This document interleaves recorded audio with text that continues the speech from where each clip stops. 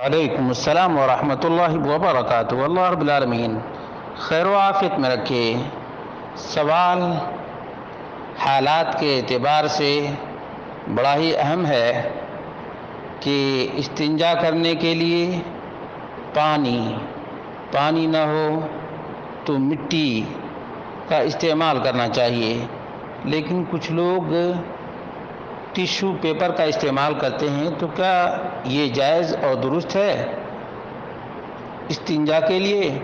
اس کا جواب یہ ہے کہ یہ سوال لجنہ دائمہ سے اور شیخ محمد بن صالح العثیمین سے پوچھا گیا، تو ان کا جواب تھا یجوز استعمال المنادیل والاوراق ونحوہما فی الاستجمار۔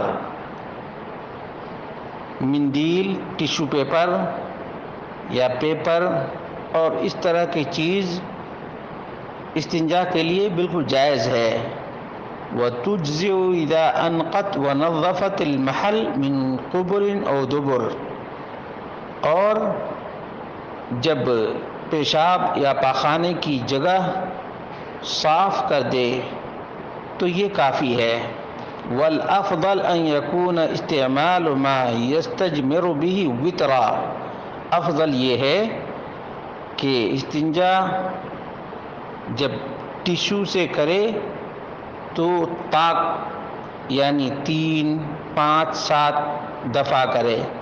وَيَجِبُ أَلَّا يَنْقُصَ عَنْ 3 مسحات، اور 3 دفعہ سے کم نہیں ہونا چاہیے۔ واجب یہ ہے کہ 3 مرتبہ سے کم نہیں پہنچنا چاہیے۔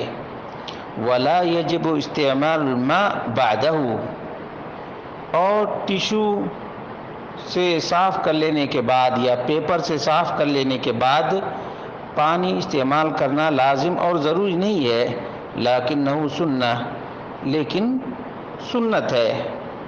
اگر بعد میں پانی مل جائے تو تطیب نفس کے لیے بھی اور بطور سنت بھی پانی استعمال کر لینا چاہیے۔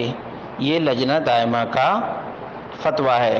معلوم یہ ہوا کہ اصل جو مقصد ہے وہ یہ ہے کہ پیشاب اور پاخانے کی جگہ کی صفائی۔ اگر ٹیشو پیپر سے، خاص طور سے بعض جگہوں پہ ٹیشو ہی کا استعمال زیادہ ہے، اور جو بھیگے ٹیشو بھی آتے ہیں تو ان کا استعمال تو اور بھی زیادہ صفائی کا باعث ہے، تو اس کے استعمال کرنے میں کوئی حرج کی بات نہیں ہے۔ واللہ اعلم بالصواب۔